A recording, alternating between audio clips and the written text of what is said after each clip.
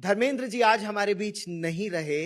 ये उनकी आखिरी फिल्म है और मैं आप तीनों से आपके अनुभव भी जानना चाहूंगा कि उनके साथ काम करने का वो अनुभव, उनकी भूमिका, क्योंकि उनसे अच्छा शायद कोई ब्रिगेडियर खेत्रपाल की भूमिका में हो ही नहीं सकता था जब आप उनकी तस्वीर देखें और इन्हें देखें। लेकिन उन्होंने कविता लिखी कि घर जाना, पिंड जाना क्यों इतना महत्वपूर्ण है। धर्म जी की आखिरी फिल्म, उनके साथ काम करने का अनुभव और इस इन पंक्तियों के पीछे का भाव, जयदीप भाई।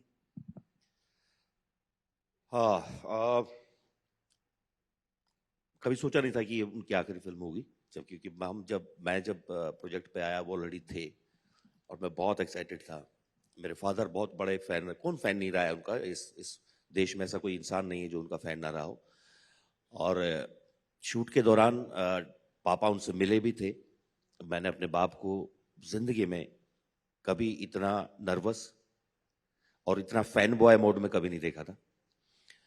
और उनके साथ काम करना as an actor, I mean, शब्दों में मैं क्या ही बोलूं उस बात को। वो अपने आप में एक,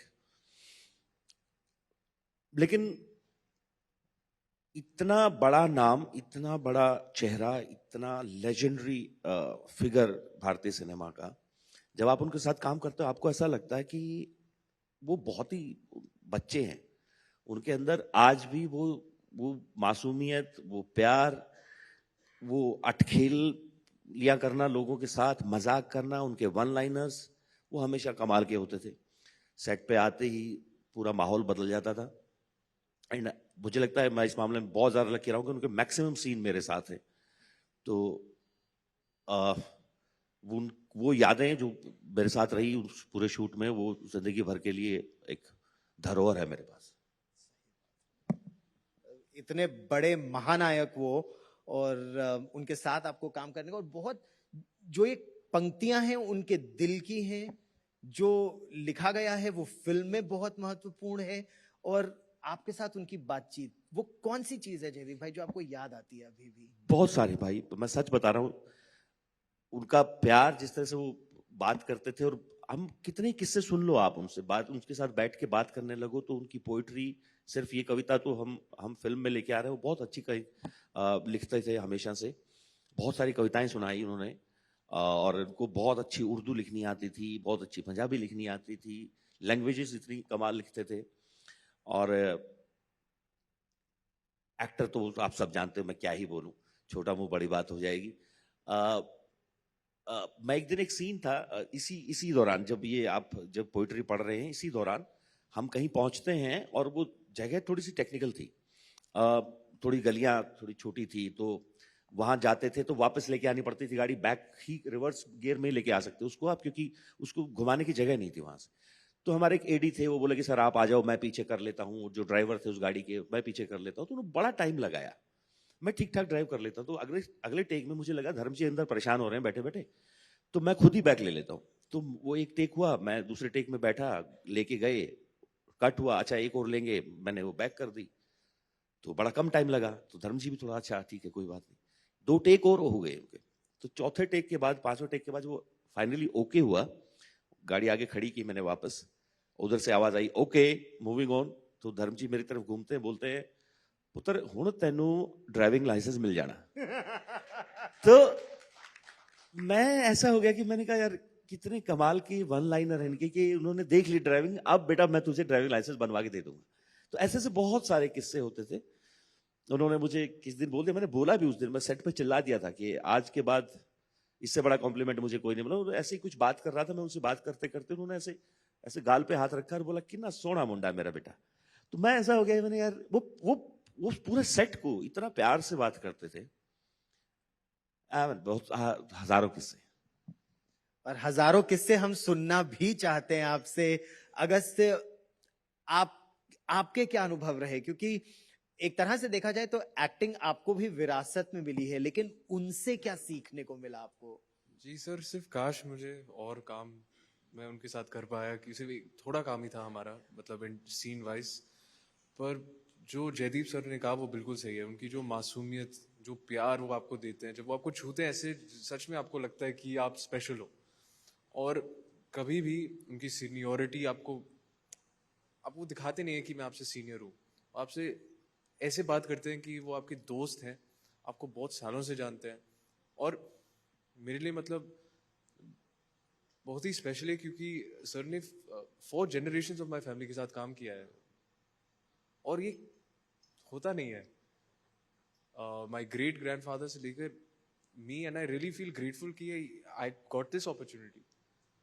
और it's sad that it's his last film, पर अब क्या करे, you know, I hope really, because he is my favourite thing about the film. इतना प्यारा रोल है उनका, इतने ईमानदारी से किया है। I just hope when people see it उनको से और प्यार हो जाए, and they just remember him with the fondest memories, because he was the most loveliest man. तो आई थिंक हम सब यहाँ पे बहुत ही ग्रेटफुल हैं कि हमें ये मौका मिला। सच में इट्स अ ब्लेसिंग।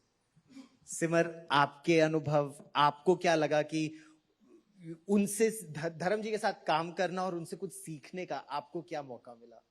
जी, मैं अनफॉर्चुनेटली मैं उनसे मिली नहीं और मेरा उनके साथ कोई सीन नहीं था, लेकिन बस यही सुना है जो भी आपने सब सुना है।